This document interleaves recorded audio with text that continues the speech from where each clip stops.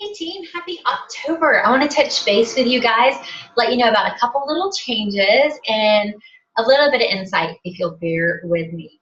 First of all, I want to let you know the monthly welcome thread is coming back this month. There will not be any more individual welcomes for each and every ambassador. We'll again put them on a welcome thread. The reason for this, every day I have about 20 to 30 people added to the team page, but hardly any of them are being welcomed.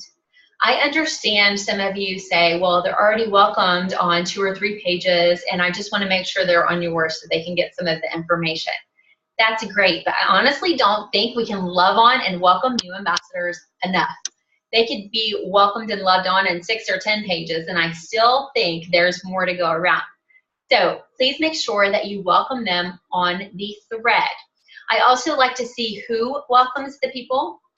Sometimes they're added by people who aren't their direct sponsor. I like to know who's adding people and what part of my team they're on, what kind of training they're getting, what kind of training they may need eventually, and how long they've been an ambassador. And I can go back and look at the monthly threads and see, if somebody added 3 ambassadors that month and then say, hey, how are those 3 going? What do they need? Where, is there anything going on that I can help with? So please welcome each and every person on this welcome thread. I will then approve them to join our group. That is, it's going to start being approval now. I have found that some people are adding new team members before they're really team members. Like they get excited when somebody says, oh, I'm going to go sign up right now. They'll add them to the group, yet the person will never sign up. So that's happening a little more now, and I just want to really welcome people to the page, make them feel excited about joining Plexus, make them know that we are all family and here to love on and help them as much as we possibly can.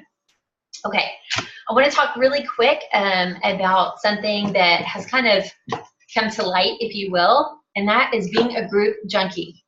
Guys, I just found out, we were talking in the Diamond page about some groups that are starting now that are just getting enormous, getting so big that they really can't be good in the long run, if you will.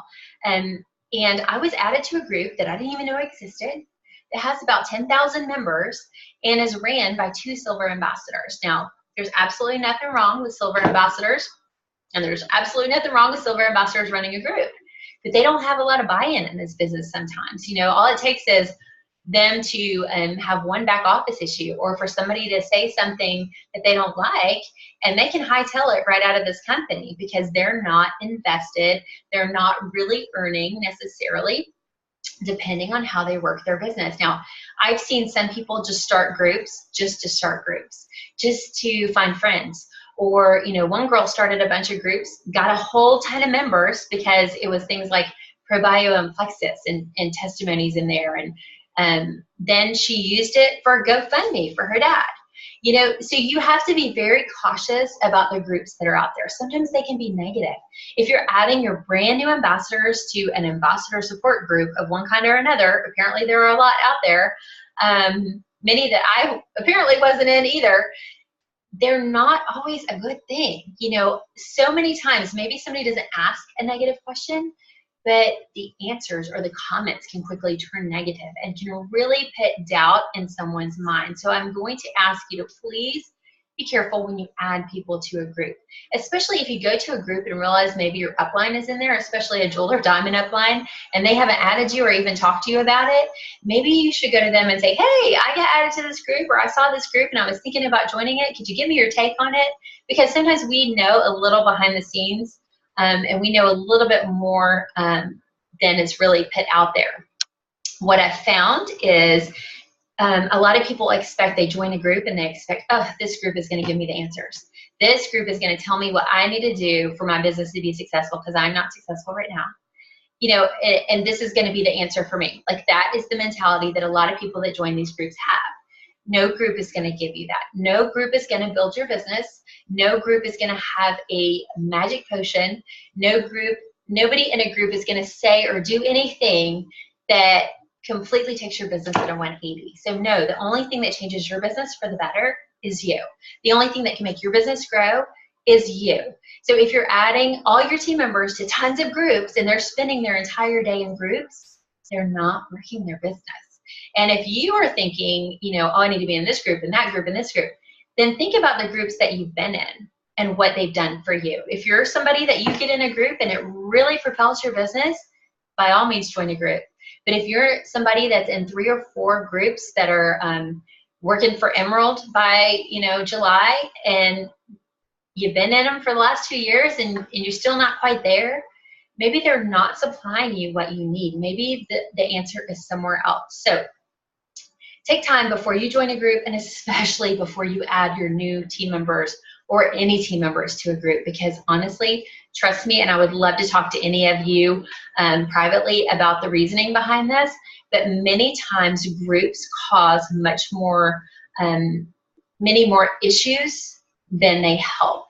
And I hate for anybody to see people go through this and not understand, because a lot of people don't understand. They're like, oh, this group looks good. Oh, let me add them to the MS and Plexus group. Oh, this person has fibromyalgia. Let me add them to the fibromyalgia and Plexus group.